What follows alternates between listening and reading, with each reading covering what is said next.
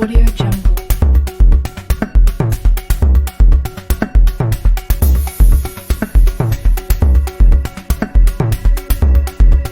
Audio Jungle.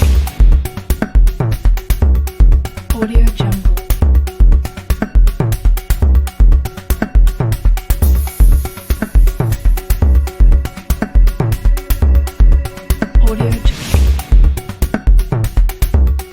Audio Jungle.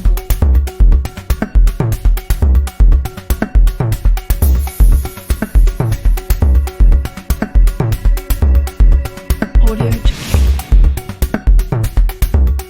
Audio. Messieurs et dames, merci de votre fidélité. Toyebi, vous allez belé, brancher en ce moment dans des différentes chaînes partenaires en train de suivre les trios patriotiques désormais. Habituez-vous au trio patriotique, au Bazaliwana, les Aliba Pandisango, au Webi, au Bazali, vraiment représentés sous vous découvrez tout à l'heure, qui seront toujours là présents, toujours permanents, en train d'enquêter, d'investiguer, de chercher des informations pour vous servir parce que Nikolo Lukuta et Kotimoto, mais les trios patriotiques, pour vous mettre la solo, pour vous mettre la vérité, la vraie information au sujet de la politique, sociale et économique au pays de Félix Tshisekedi Tshilombo. Alors sans plus tarder, nous allons présenter Bino Bango. Nous allons d'abord honorer la présence de Mwanamboka John Kabamba. Il n'est plus à présenter. Il y a un niveau na niveau ya Canal Mercure. Neko John Kabamba. Patriotique. Merci beaucoup, Bote Penayo, Bote la Bandeko Bazolanda Biso de partout. Cette fois-ci ou jamais, Congo ne faut gagner. Voilà pourquoi mon trio patriotique, ils agissent pour éveiller la conscience et plutôt présenter Bango Batouya solo. Parce que sur le talibien, même dans l'institution, il y a problème, ils ont moins épelé. Parce que tu présentes Batouya Mabé. Sur le même dans l'institution, moi, voilà pourquoi trio patriotique. L'identité dans l'opposalité bételle. Tes drapeaux au Koyate. Merci Pelokula. Nandeko Isaac Mutombo, Mwanamboka Isaac Mutombo, vous êtes un journaliste à ZM. Toujours pas l'identité, vous êtes un musulman. Mbote Ndeko John, Mbote Ndeko John peut aller aujourd'hui. Je suis englouti là, la 4 John. Voilà, je pense Nazalaka musulman, je suis chrétien, mais où est la signe à partir il y a la tradition la biso la signe à sagesse, signe il y a beaucoup quoi, sa sagesse la biso voilà. Voilà pourquoi tu l'as. Moi je crois nous sommes là pour la nation et nous allons prester pour la nation. Merci Mingi, Ndeko, Isaac Mutombo. Alors, sans plus tarder, peut-être beaucoup de s'impatienter, nous allons découvrir notre invité de marque à travers cet élément. Kasongo Tumba Jigal abotama na engumba mokondi Kisasa omokolo mwa le 14 juillet. Azali mwana ya Kasongo Muneme Patrice pe Mujinga Nyangwile Suzanne. Olibotali ya bango babotama 2010 pe ye azali mwana mibale. Azali mouta ya Ngandajika Oetuka ya Lomami. Kasongo Jigal azali marié na Madame Claudine Kankou, diplômée d'état na pédagogie générale, licenciée na sciences sociales, politiques et administratives, kuna na université ya Kisasa, pe ba spécialisation na mboka na biso pe na étranger. Kasongo Tumba amikomisi omibu mileki na faculté ya droit na Unikine.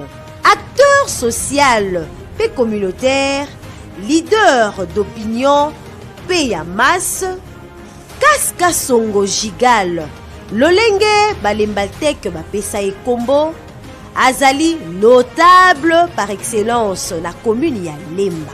Papa ya mawa apesi biso kape balimanshi yango sele kosala madalibon. Papa ya biso seli biso pour tokomi na période ya mwana Lemba à se prendre en charge tobokisa commune na biso. Ayebani pona ba action na culture encadrement ya bilenge pe basi, assistance sociale, assainissement pe bongo na bongo. Masuwa ya Nowa eleki oya kotikala etikari ye moko ngaya wa mama Keni Laurentine namoni lukula namoni kasi kasongu namoni masuwa ya Nowa namoni Sergei nanga mukolu yariwa nazala kina susi nani akokundanga na minitio namoni kasi kasongu masuwa ya Nowa lokule bandeko leka na koti ngapele na kota masuwa ana mutu oyo sengeli batu bacha maboko na lemba ezande papa Gigal Kaska Songo Gigal atikali ye moko acteur social pe politique kinois oyo azali pene ya base ye Kaska Songo Gigal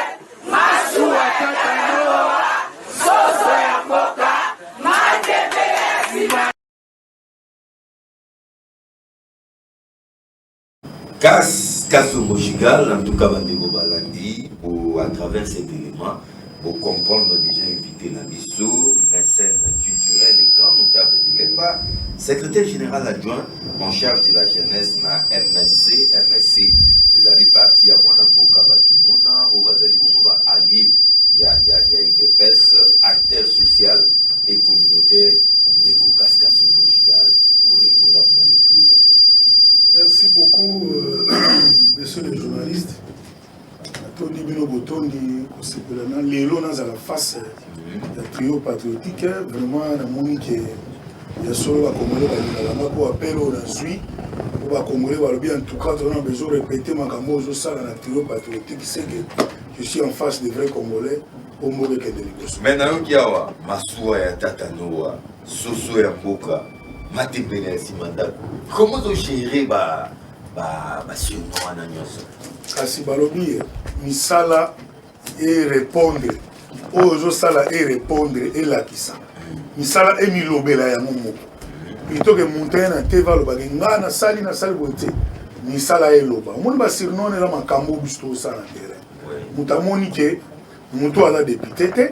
Mais muto des années et des années à changer la place c'était tozaka kanaye abotamia wa kolia wa balia wa botia wa tangel na bekola et puis avoir assisté kaka biso ba maman na ba papa na ya donc bato wana ndi moni o teo ezama tembele po matembele ya ndeni so la muki mbule beti bato wa ke misala te mbula makasi atongo mama wala mboka alati puta na yona ya lata kaona misala abaruki kana sima pale aboki matembele ala ndia na besoin kino luwa na GBT.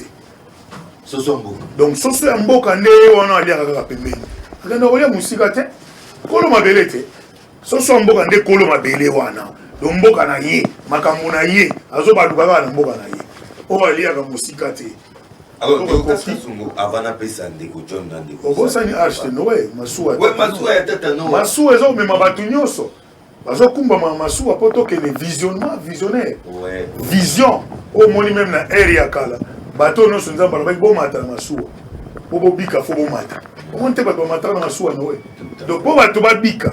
Bo bato ba za la bien. To za le loko mo futu za na masuwa poto pesa na maele poto ke ndikoso. Vous êtes secrétaire général en charge de la jeunesse, c'est-à-dire que au état de jeunesse ça comme Kasi. La jeunesse c'est aussi le sport. Le sport na minito to za na moi passi. Ça dit vraiment les likia qui est ba léopard na biso ekene mondial na Qatar. Mais hélas, tout ça qui 1R na aller et comme il retour bah petit biso que na film bu 4 à 1. En tant que jeunesse, na sport na biso nous de tambola, Kaska Songo Gigal, azako apprécier mon. En tout cas, au cœur de toucher la place où ça la passe. Maintenant, on a une explication d'abord à encadrer la jeunesse. La générale d'écriture et management, GSM Afrique International en cycle, ils ont encadré la jeunesse dans tous les plans. Dans tous les plans.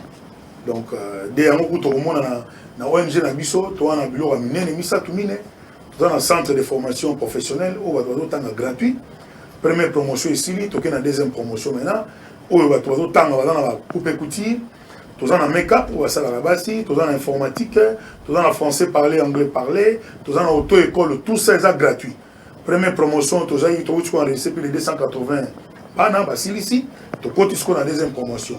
Là, toujours côté encadrement à jeunesse, tout ça, l'IP, tout ça, dans un système, tout ça, SOS, Autobanda, pour un Sunga Kabatu Nyonso. Dans la ville, province de Kinshasa, dans le militaire, mais à 100%, tout ça, 40% pour la ville de Kinshasa, et tout ça, 80% pour la district à Mwamba, dans la commune à Lemba. Où nous avons fait des actions trop concrètes, que les actions parlent d'elles-mêmes. Ndenge mwana John mwana mboka John Kabamba Lubaka tout ça on a besoin d'image pour nos causes la population mais l'action est milobela ya monde image alors si c'est tout ça SOS ONG na biso acha vous savez il y a déjà maintenant un problème belé moto bako ba violer moi na akena l'état moi ça les até ana makoki ofuta ba avocat ba botole lo pangu ba sali eboye au mona bougoumen saka pandi biloko batu au mona commandant la bize na motu ba moya ko sala ko funda bato na okende na l'état ko landela ba dossier na bango na parquet ezate ni na la police ONG GSM Africa sala o to benga SOS cabinet mbimba juridique ozo sambela ba dote ko na ONG na miso ko futa ta 100 francs ko s'affilier ce membre et cadre na miso ba membre et l'ONG met à ta disposition cabinet juridique Mobimba. Et nous avons les numéros, nous voulons donner avant parce que c'est le premier point. On peut ça un numéro, tu vas benga. Oh, nous sommes dans les Camerouniens, sur modèle Union. À benga, na GSM Africa. L'émission passe en direct. Exact. Donc, au bengi na GSM Africa, on joue à avocat Bazali, responsable Bazali, on s'occuper na yo sans au dépasser en temps un rond. D'ailleurs, pour preuve, au moins dernièrement, il y a eu des théories entre les policiers dans les terminus, il y avait audience publique. On avait mis au moins plus de 19 avocats. On va Sambaki, 19 à 20, on va Sambaki, on a capé l'équipe à condamner tout. Et la famille perdant, la famille va avoir un problème, va tirer le misaka sans fronter. Donc ils ont la preuve, toujours ça là, ils ont un dossier belé, tout ça.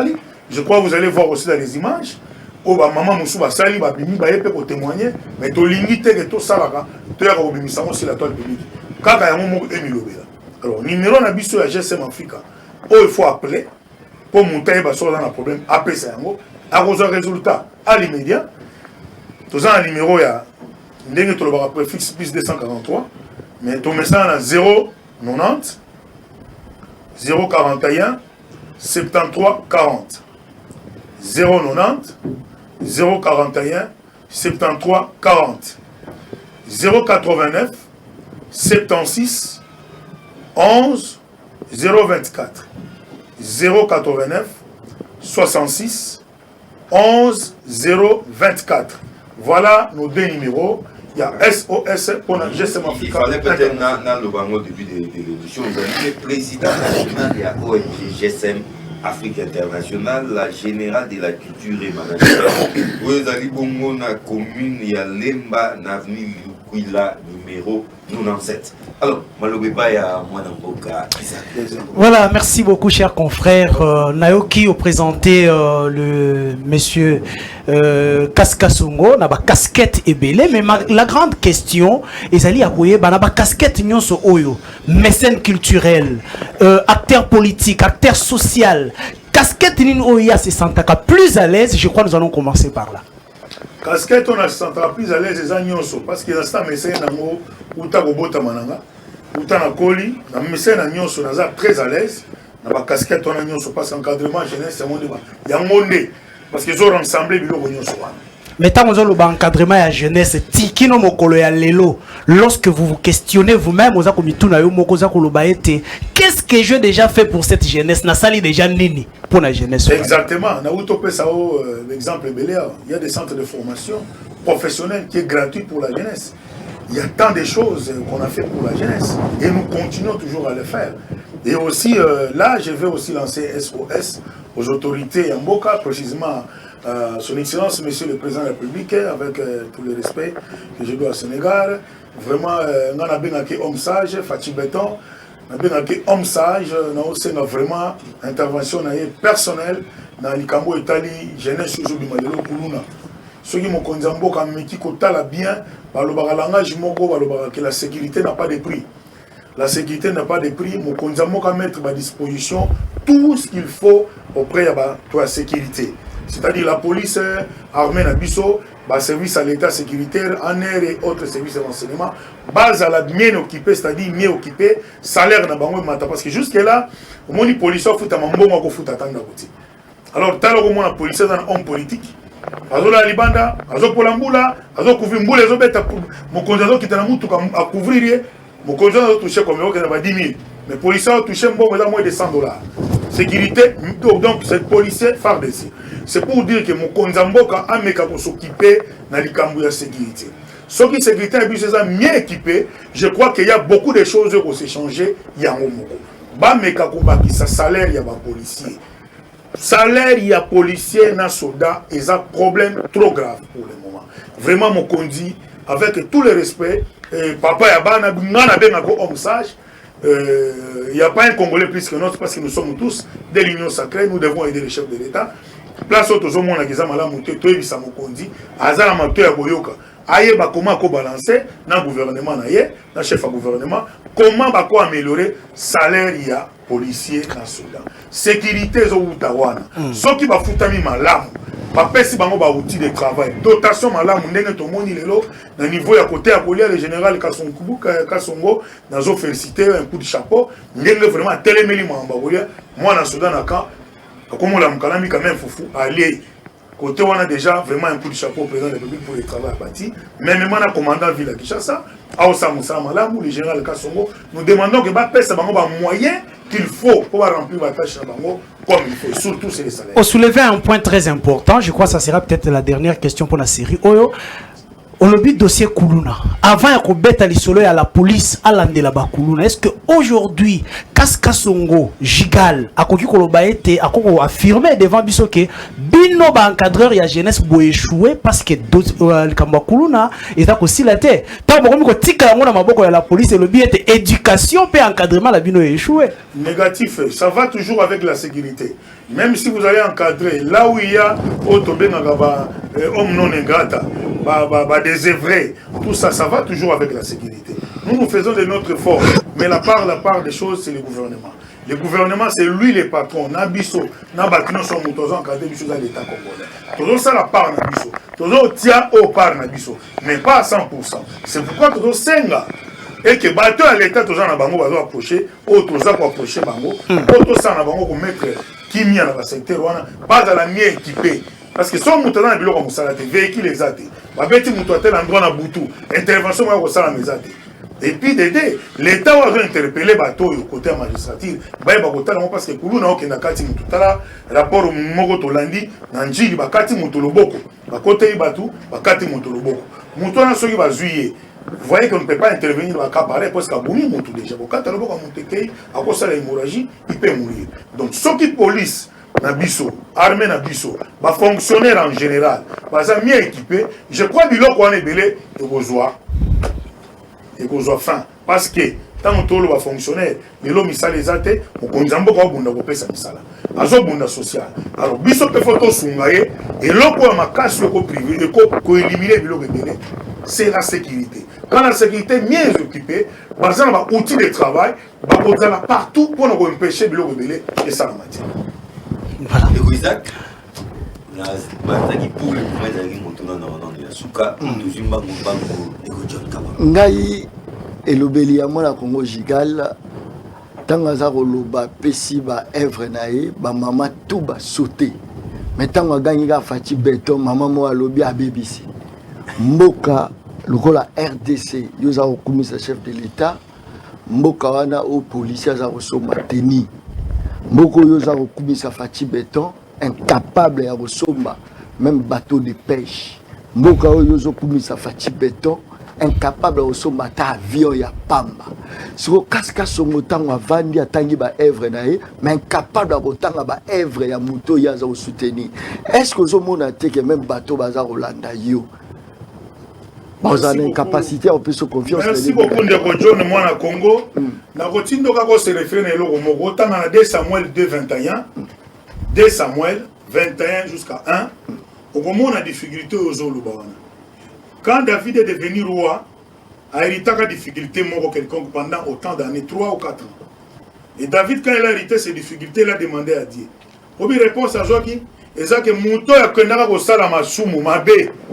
oyo akotisaka na mamboka wana ezaka roi Saoul mais nzambe akolandisa yango na époque ya moto mosusu. Roi Saoul abomaka famille moko pauvre, famille moko ya problème. Et Dieu a puni ce nzambe apesaki betumbu na mabele wana tina époque ya kokota ya roi David. Alors que ye moto asalaka ba difficulté wana te. Congo ndenge na lobaka toujours, je ne cesse de répéter. Eza mboka oyo batumo libulo na tracteur ba pesi pau pour kundango. Lelo tolobi te. Laissez le président de la République, son excellence M. Fati, son excellence M. Tshisekedi, Assala Moussala Naye, Félix Antoine Tshisekedi Tshilombo, qui fasse son travail en bonne et due forme. Parce que ce n'est pas le même jour où il y a un pau à Kundalibulu, où il y a Tumoli, dans le tracteur pour poser le tonne. Donc, laissez le temps au temps. Il est en train de se battre. Je crois qu'on a utopé cet exemple, en général, le cas son Toubou. Les locaux, comme Somba, moi j'achète 25 kilos, il y a Semoul, Libandao. Oya sako bazo teka na kan 18 000 ngalo soma 82 000 79 000 mais les autres comme somba yango pona effort à mutu moko président de la République na ba collaborateur né comme ba général Kasson Kubuka on ça musane kitoko quand il komolia masako 25 kg 18 000 francs congolais. Tout ça ce sont des pas, c'est-à-dire du côté social aux autres bakona président. Je ne suis pas porte-parole de l'Union sacrée ni moins communicateur de l'Union sacrée, mais je parle et je défends la cause. Il y a personnalité, personne physique. Il y a président de la République, M. Antoine Tshisekedi Tshilombo, Félix Fati Béton. Yéné n'a défendre parce que je suis en train de voir les actions que Kasson aujourd'hui mène. Il n'est pas du gouvernement. Je ne suis pas soutenu du gouvernement, dit de quelle fonction du gouvernement. Mais je vois la vision. Moutazo Bunda pour ça les jours à venir. C'est pourquoi la personne parce que n'a pas un homme sage. Avec l'ambition bien, mais il faut que les boulots soient le même jour. Dans tous les secteurs. Très bien. Et ça m'a candidaté aussi, les gars. Et c'est moi parce que pour la fatigue, je suis prêt à répondre. Très bien. Oui, bidon, il y a huile, il y a 5 litres, sur les à combien? On me bengi ma tembela si mandat pour ça. Il y a des prix à biloko nyonso parce que la somme va ngopé ngai. Parce que tant que vous que président de la République capable de résoudre des problèmes, il y a des députés, des sénateurs, qui sont des palissades, même beaucoup de zangi, bambilon. Personnellement, tant que vous avez don il y a Nzambe, mais motomo quoi koufi po zangi aspirine. Tu crois qu'il y a don ya Nzambe? Jigal Kasongo. Nazo bisayo. Même uta to uta. Yeba yango toujours que motono so joie azakana ko joie ndenga mon côté. Motono so joie azakana ko joie mon côté. Et je l'anga za ya yote, je l'anga za de ko jonte, inde je l'anga za de trion de ko fanya wate. Et je l'anga bino za mate. Savoir na bino za mate. Moko ko joie kaka. Mutuka, moko pa ko joie vélo. Moko ozo mutuka, moko pa ozo moto. Soupe makolo ka. Musu soupe makolo, loi de la nature. Donc on va que te battre au bon président au sommet de mafuta. Non, il y a le gouvernement, il y a le chef exécutif. Quel est son travail? Ce n'est pas au président de la République de répondre à la norme pourquoi le ministre de l'économie est arrivé. Et moi j'encourage le président de la République et j'encourage nos députés pour une fois une action correcte, même si on est de l'Union sacrée. Si vous n'êtes pas le président de la République, M. Antoine Félix Tshisekedi Tshilombo, vous devez être dehors. Et le président aussi, nous demandons, il doit revoir le réaménagement. Il y a pouvoir en place au Tozanango. Il faut réaménagement au gouvernement. Parce qu'il se bat seul. Le gouvernement fait quoi? C'est à lui. Et je suis content parce que le ministre Oyo, en charge, secteur le ministre sectoriel, il a été déchu de ses fonctions. Donc, c'est car quelque part, il y a déjà un pas. Pour nous, et qu'il faut attirer maintenant, ce n'est pas au chef de l'État de venir régler tout. Il n'est pas Dieu, c'est un humain. Très bien. Kaskasumo. Tant que tu as une période de propagande, tant que Félix Andola Kabato, et bien il chef d'exécution de Kaskasumo. Non. C'est là, s'il vous plaît. Oui. Pour résoudre le problème, il y a des enseignants, il y a des médecins, on a Congolais à Liboulou. Mais les mandataires, ils ont foutu à Kitoko. On a Congolais à Liboulou. Je viens de te répondre. S'il vous plaît. Non. On a le tout droit. Il y a le peuple d'abord, et puis année d'action, les cas déjà depuis Kala. Mon cher frère, on ne peut pas dire qu'il y a année d'action. Personne n'est resté. Allemagne d'Afrique, exactement. Si on prend le salaire, Congo est à la Liboulouté. Pour le voyage, Congo est à la Liboulouté. Mais pour si les Sabilo, on se force à la ligne. Il faut diplomatie. il doit faire mandat qui tapo, c'est normal. Parce que ce n'est pas des jours au lendemain, non. Il doit avoir le temps. Je viens de vous donner les exemples que j'ai donnés aux autres. Moutonala la DG à Pamba va payer direction générale. 6 mois après, Bagrève est bandit. Qu'est-ce qu'il fait dans la Bagrève? Et vous croyez que ce DG là est toujours mauvais? Ou bien il est bon? Non. Pour aller voir les mousseux, il est dit les mêmes 6 mois, 9 mois à côté, à régler une sauté. Mais à combler forte plus raison, République démocratique du Congo. Le président Antoine Félix Tshisekedi Tshilombo entre au pouvoir, aussitôt en train de bannir la Covid. Qui sortait? Qui faisait des actions? Et cela touchait l'économie internationale au monde entier. Tout a été bouleversé. Ça a pris presque 2 ans. Qui sortait de chez lui encore librement? Tout le monde a commis un masque. Il n'y avait rien n'est tourné sur le plan économique. Et quand tout a cessé, sur le plan économique mondial, où tout doit encore revenir dans les bons, ça presse. On a une année. Et vous croyez qu'il pourra tout régler à la fois? Non. Il prend son temps. Et tous ces déplacements qu'il fait, c'est pour harmoniser. Harmoniser, mettre chaque chose à sa place. Et c'est pourquoi j'ai cité, avec d'autres petites préoccupations, le chef d'exécutif est là. Quand dans son secteur il y a une marche, tu as vu qu'il y a l'interpellation. On ne peut pas dire que ça marchait. Il y a interpellation pour dire que et pas nayo, bah paye sur mon sol, bah paye sur boy, sunga sala pour na peuple au salité, bah tu au Liban. Qu'est-ce que ça a à voir avec les présidents républicains? Très bien, je crois que Nazo cité la motuna nana, casca songo Gigal. Est-ce que vous avez la vraiment population? En face, c'est parce que je suis moi-même l'homme de population. Est-ce que vous avez la population? Je regarde la population en face. Oui, ici, et je le suis moi-même. Félix Tshisekedi Alingarabino Makasi, pendant que Bamilibi, au baza censé à la prison, bato bazo détourner mon à l'État. Les bazana parce que quand vous avez la crise, il y a que crise, il y a biso za Covid, il y a biso za Moyibi, il y a biso za Covid, pourquoi c'est la Covid? Est-ce que tant autant là na prison, place au Moyibi faut vendre dans la prison, mais bon moni Moyibi aza libanda. Est-ce qu'en réalité Félix est l'ami du peuple, toi a mis à bateau ba détourner? D'abord, je recommande par les crises internationales, la Congo a tout ça la dollar. Tout importation tout ça la gawa. Les en dollars, et où t'as Libanda. Quand place dollar et où t'as tout été bloqué, bon, ça est remonté. Place importation où t'as comme Chine. On est plus. Chine a bandé les sous. Tout est bloqué. D'abord, côté à crise, c'est sur le plan international. On ne peut pas. Moutouma Robo à moitié. Noir sur le blanc. Il y a des choses à causer par non, Mouibi, c'est autre chose. C'est ça. Franc congolais, et reçoit maintenant le Libanda. Il faut avoir les dollars. Mouibi, c'est autre chose. Je reviens à ta question. Le président Antoine Félix Tshisekedi Tshilombo aime bien les Congolais. Parce que c'est un Congolais aussi. Et il aime bien les Congolais, c'est pourquoi il se bat. Je te dis, je suis ces populations. Au moins dans un ministère ou dans un cabinet président, où il n'y a pas de la paix, ça fait 100 $ que nous avons l'émission. Vous savez que la télévision sont les moyens. Je l'ai fait seul. Je ne suis ni du gouvernement, ni derrière quelqu'un qui vient m'appuyer. Même pas mon président du parti. Je vous l'ai dit en face, c'est dans les images. Je le fais seul pour dire que nous voulons notre pays. Pendant que tu as la vision à Moutou. Le mal de nous, Congolais, c'est quoi? Tout à la partie négative à Moutou. Les partis positifs, toujours à la tête. On doit revenir sur voir les partis positifs de son excellence, monsieur le président de la République, Félix Antoine Tshisekedi Tshilombo, que j'appelle homme sage. Merci. Kasu Mojigal, et heureusement, on va introduire la deuxième thématique au niveau John, de Kosak. On aborde maintenant l'actualité.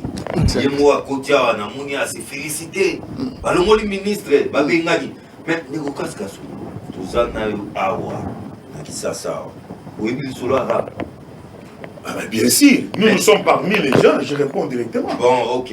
Ndekouana qui bat ça. Oui. Oyo, bah, Congolais Belé va estimer qu'il a même fait pire que Ndeko Kalumba. Ndeko qui bat ça. Mais que prévoit la Constitution? Non, il n'y a pas de démarche. Que prévoit la Constitution? Et ça va lever le peuple. Il faut écrire que dans l'Assemblée nationale, ce sont à et. Parce que moi, je suis passé à la télévision plusieurs fois demander la grâce du chef de l'État en tant qu'homme sage.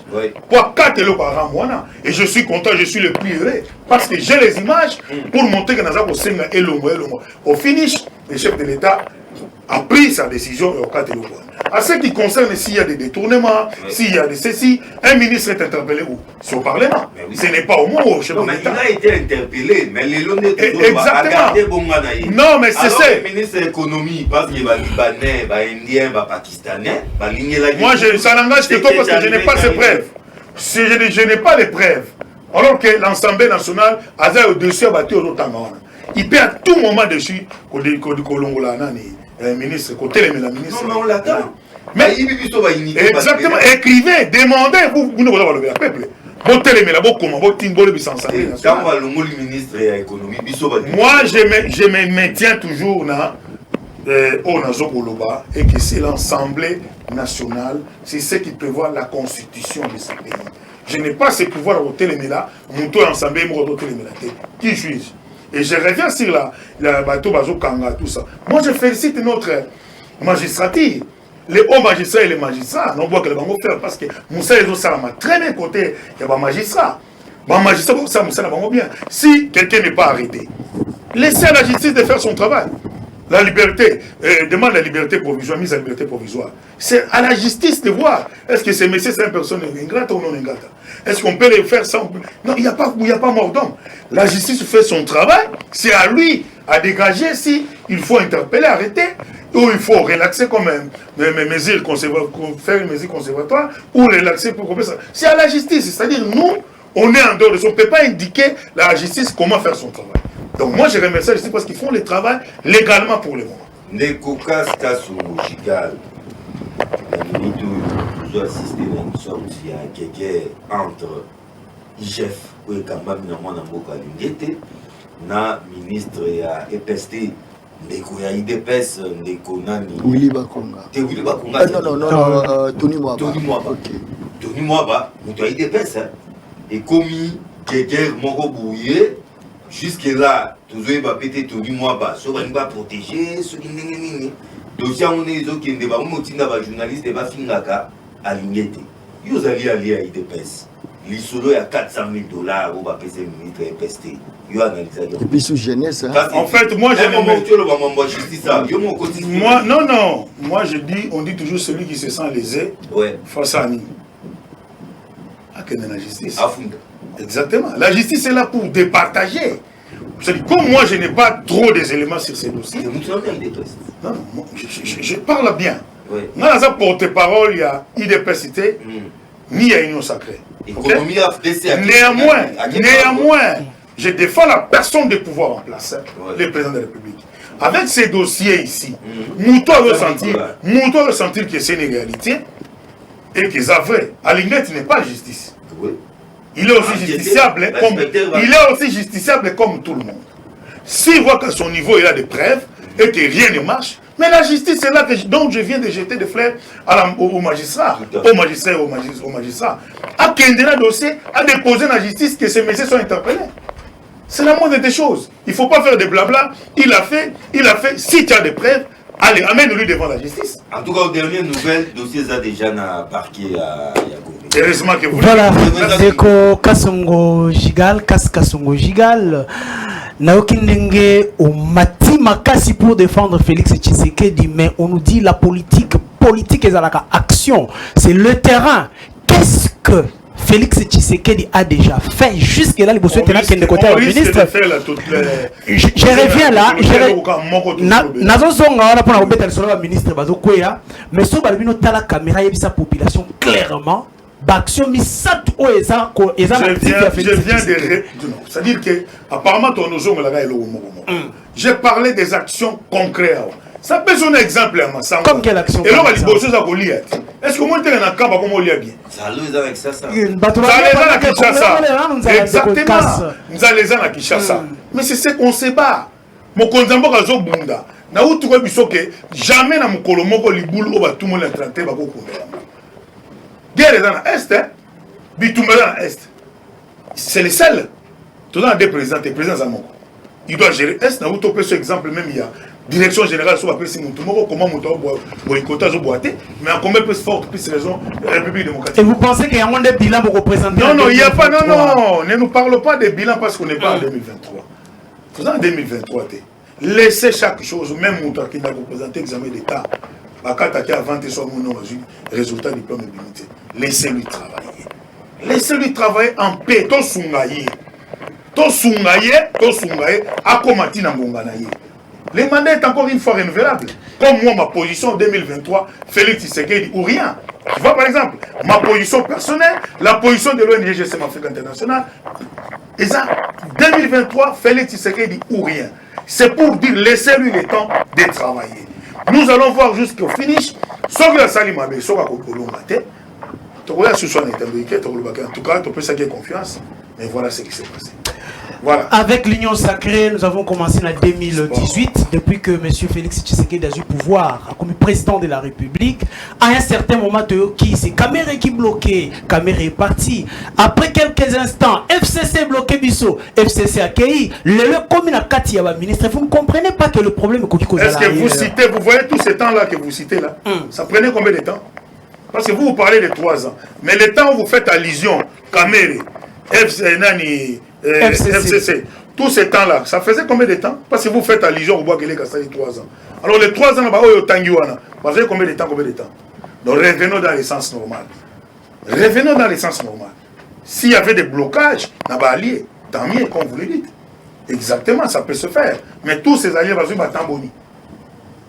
Parmi ces 3 ans-là. Et parmi les 3 ans-là, Covid, il y a un moment combien d'années?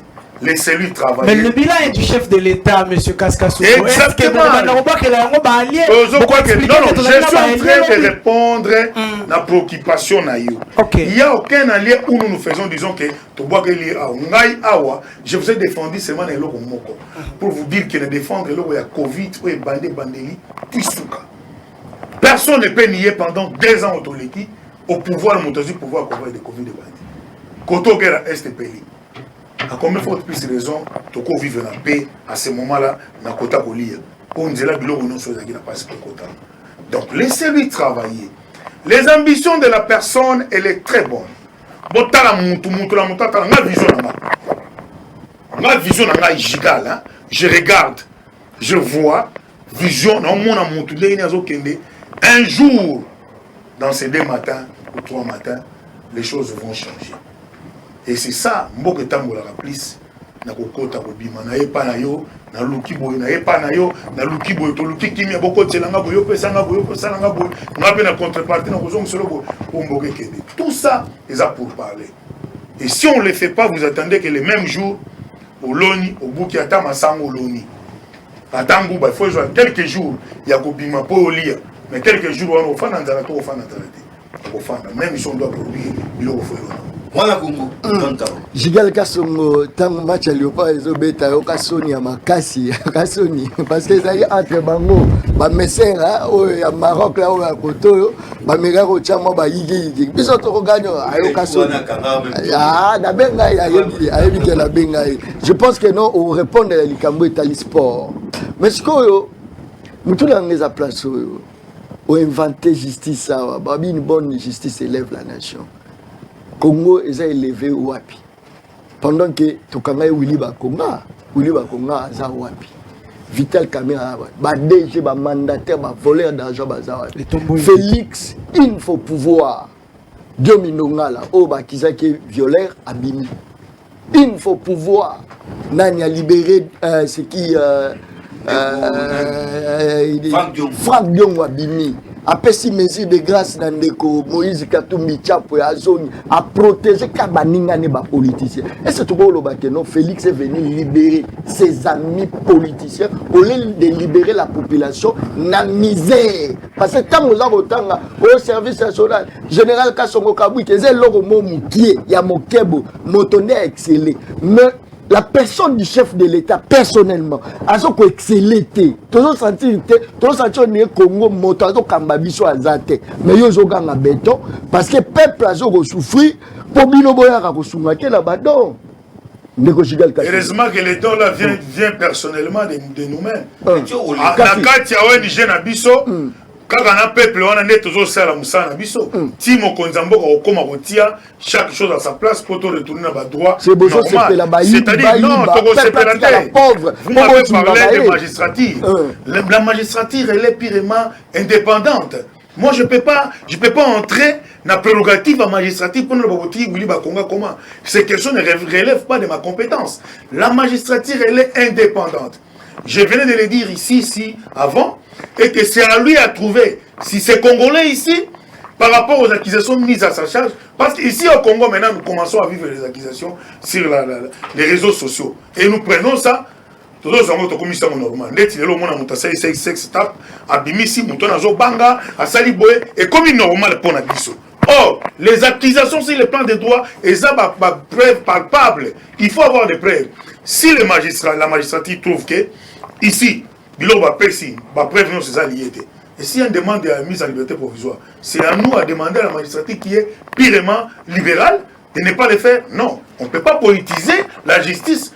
On ne peut pas les politiser. C'est-à-dire qu'ils sont indépendants. Toute corporation confondue. La magistrature est indépendante. Les faits précèdent les droits, vrai ou faux? Mais les faits précèdent les droits. Toujours senti que Moïse Bézard. Vous sentez avec quelles preuves? Si la justice est colonisée par la politique. On ne peut que sentir avec les preuves palpables. Je ne peux pas dire que John Kabamba a volé. Je parle dans ma réseau sur la boîte, mais je ne sais pas défendre vol ou je ne le peux pas. Fraternité, tribalisme, apparemment. Et surtout ça, il ne faut pas le dire, le tribalisme existe à rater dans beaucoup. Comment ça? Surtout côté na biso tribalisme. Tu peux me dire même dans le pouvoir précédent.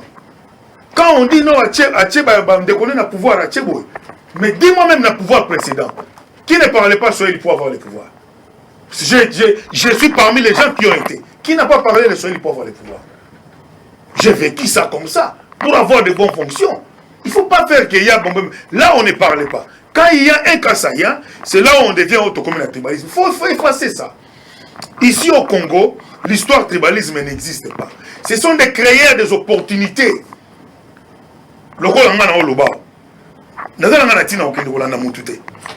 Je ne crée pas l'opportunité derrière quelqu'un pour nous voir. Moi, un rond. Je parle, je défends mon pays.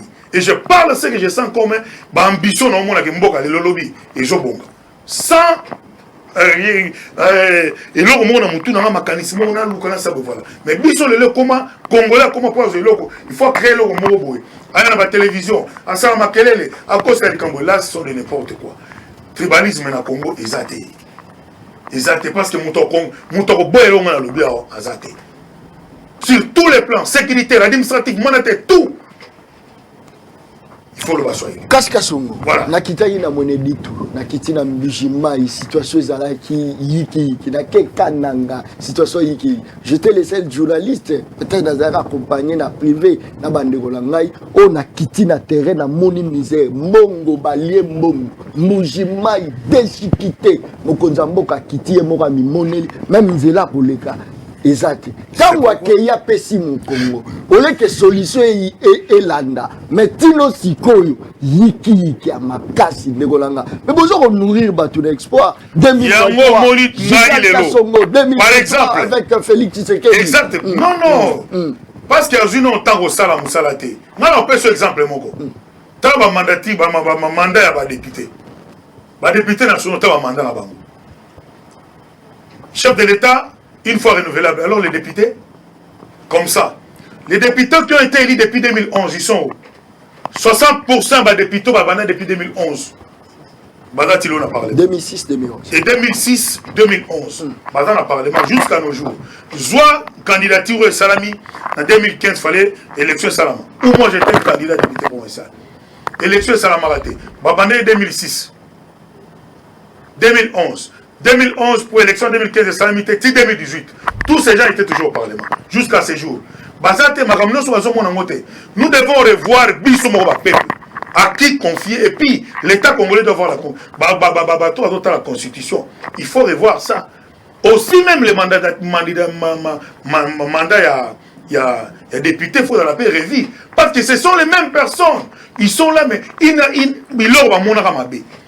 Banda Bazala, Nalelo, Nandel to continuer. Batelemelo on a dit, motion de défiance numéro 15. Ils à la côté opposition, ils à la côté pouvoir. Peut-être la pouvoir n'a pas bien des jours à côté. Mais l'opposition qui était en place au pouvoir. N'a d'autres termes, on a mon opposition contre le même dans le Parlement. Personne. C'est-à-dire, nous ne devons pas reculer au bas. Nzaleza, yango moi le tokomi kolobake toujours dénoncer les Congolais doivent avoir le courage à les kakana betando que ba dénoncer makambo yo bato gouvernement na biso ba sala sous leadership ya chef exécutif aussi tout le comment ressouma président de la République parce que son moutamon net bloc au mouvement qui dénonce ça officiellement et moi je vais aller dénoncer quelque chose que je ne maîtrise pas. Ça sert à rien. Très bien. Je pense que non, qu'on dénonce il faut retirer avec par opposant. Bino Boyando, Alexandre Bacha, Oboza, Osala, Kaskasongo, $40,000 à chaque joueur avant match. Président Zotanga, 40 d'individus moko. Staff technique. 40 000. A Bengi Soussou Banganga Kisi, ya journaliste moko, Papa Morobo, Yende Batinda qui passe ça, na Banganga Kisi, Bazope Sabamongo. Mais comité de recherche. Mais incapable, il y a un bon pour l'enseignant, incapable de mongo. Sur les comités d'enseignant, bayebi ke loko wana ninga kosuma pepe ya kapena moyen ebele na mboka moyen wana pe kosuma pepe kosuma pe Congo na makambo ebele c'est pourquoi yebi ke loko ezo réunir congolais nyonso to tia yango poids et que ne peut voyer pe na ebele na mboka OK c'est parmi eux une question à côté sportif pour côté sportif pe kotisaka très bien comprenez donc si question sportive moi je dis qu'il y a un problème, il y a capacité. Hein? Oui, c'est pas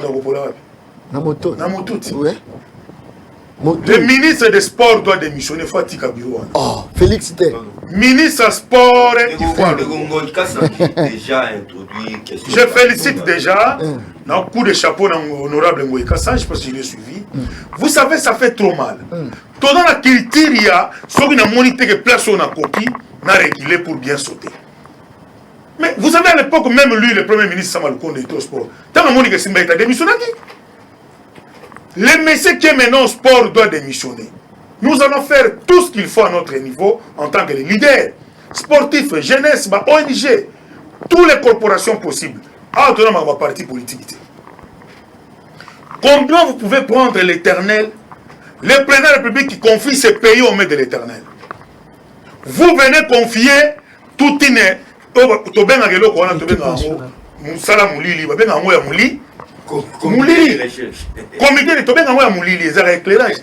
le seul qui est sur le plan éclairage, c'est l'Éternel Dieu des armées. Voilà la confusion, les conséquences, corrige mieux que les conseils.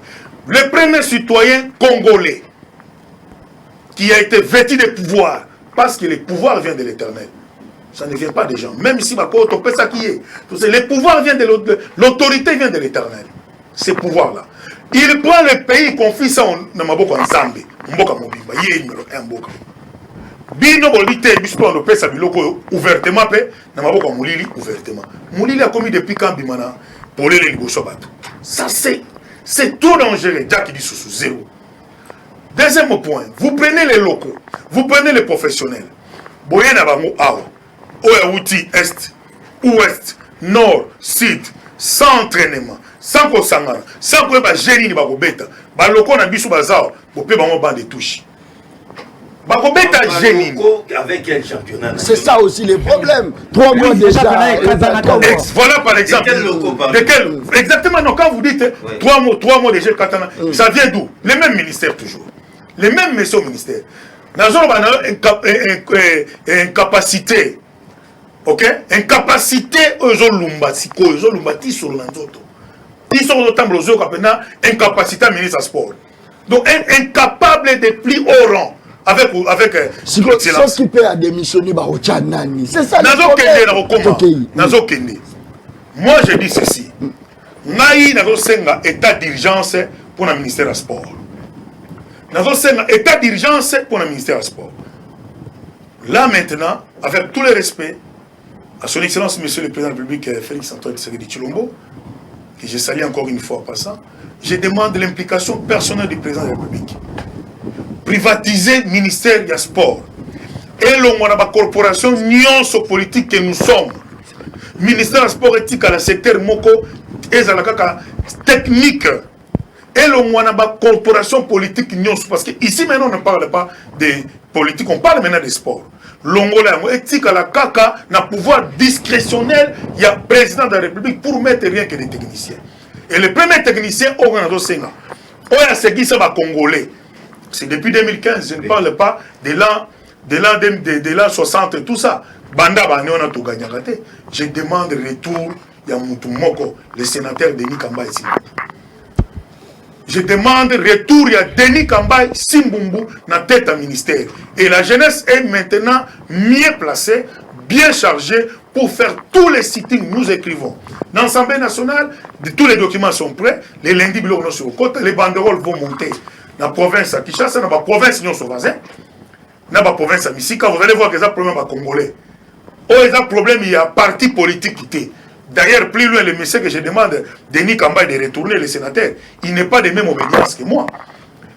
Et je le vois, mais je l'ai vu depuis 2016, je le témoigne aux yeux de tout le monde.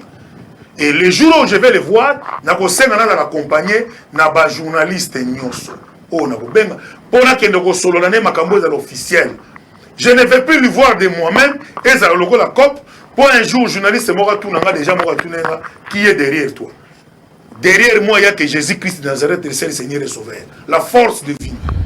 Il n'y a personne jusqu'au peuple du contrôle au moment où je parle devant la télé, au trio ici. Le corps a tout Congolais qui se respecte. Jour au total match, 1, 2, 3, 4, j'ai failli passer l'attention. J'étais trop mal au point. Je demande vraiment au chef du gouvernement, de s'investir. Remettez d'abord le ministère du Sport près de Denis Kambaï. Il n'est pas toujours le plus sincère, il n'est pas le plus bon, mais nous voyons quand même côté naïe positif, côté sportif. Je l'ai dit l'autre fois, même à l'Inikin, quand on a été, ce sont nos préséants, vous allez voir que parmi Bato Bakriaka Kosikin, le comité sportif de l'Inikin, Denis Kambaï a été. Ce sont les gens qui toujours Bato maîtriser sport. Dans le même out. Qu'il tire au lac Tabavares, comme on est dans le stade, qu'on paie sa propriété, c'est toujours Denis. À l'époque, il a beaucoup fait pour le sport. Fait qu'on fait les hommes ensemble, tout ce qu'on en place, mon ministère du sport, c'est toujours ce monsieur. Il y a beaucoup de détails par rapport à l'air. On ne saura pas détailler. S'il sait, les autres côtés dans Marambouya, beaucoup ça en 2 minutes. Donc comme il y a un problème, il y a fait qu'on fait, il dit moi d'ailleurs, proposition nanga. Pour la faire qu'on fait, qu'on donne ça à Claude Makelele. Les Congolais qui peuvent défendre. Tous en bateau makasi na Congo. Mais comment tu dois négliger bango? Tu dois que Luka, bilanga na lupango zoko kokata matitité, olimo kono kata liba. Mais au casque sungo, malheureusement n'est pas dans le comité de toujours personne ne répond encore plus. Mais aux alliés awa d'abord, tu as beaucoup plus comme étant grand notable à Lemba. Exact. Mais ils sont tout unis commune à Lemba. Ngayo par exemple na kola na Lemba na commune tu es bango ya ba intellectuel. Sorbonne, il y a Kinshasa, Béba. En fait, il y a un moment où toujours dénoncé nous aimons des preuves. Nous sommes à Lemba, nous sommes en train d'aller Molo, la place ensemble, autorités municipales. Les autorités municipales qui se font hors la loi. Boyi, nouvelle vision, il y a Fatih Béton.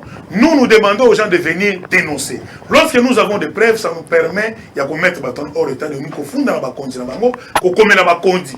On va s'occuper de remettre chaque chose à sa place. Merci bien alors, Neko Kassou Mouchigal.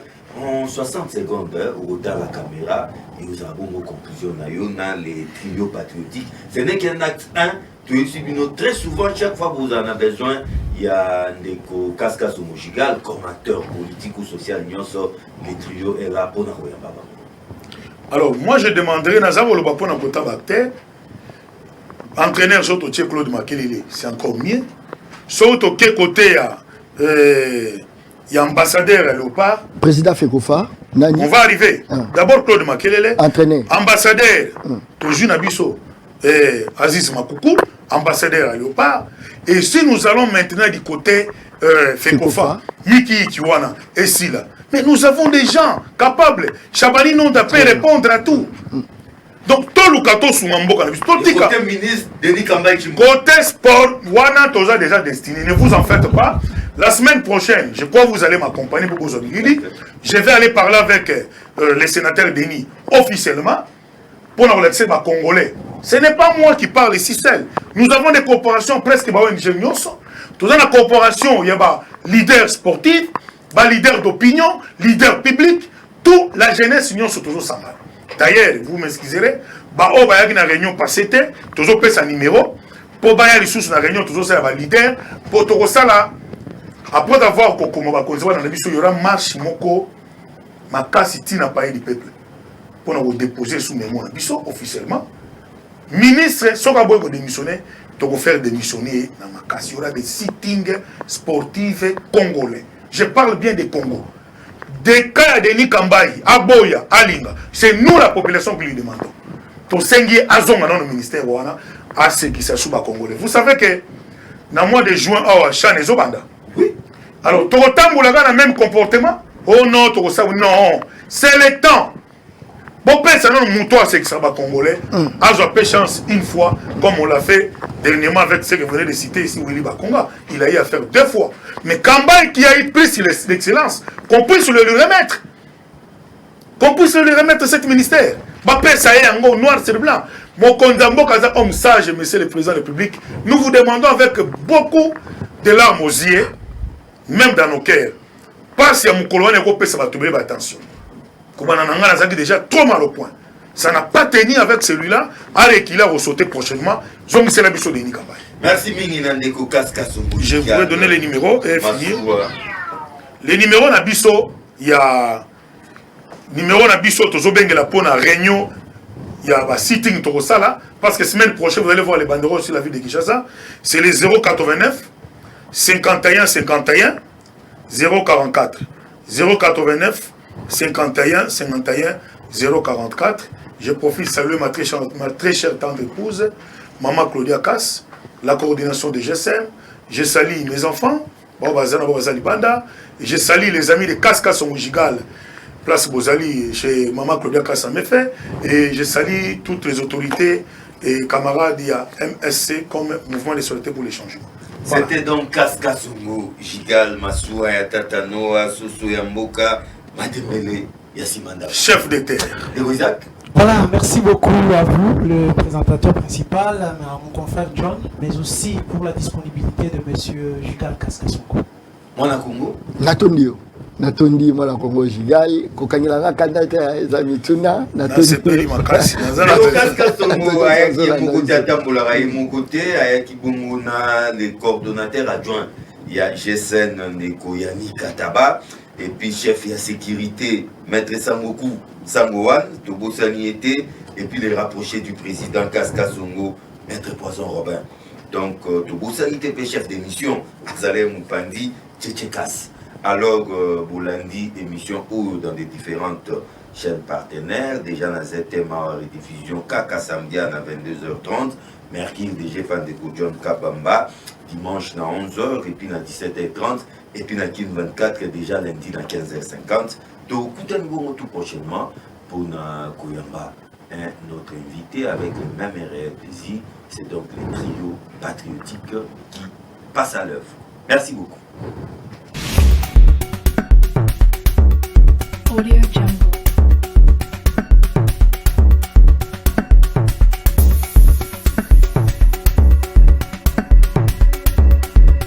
Audio Jungle.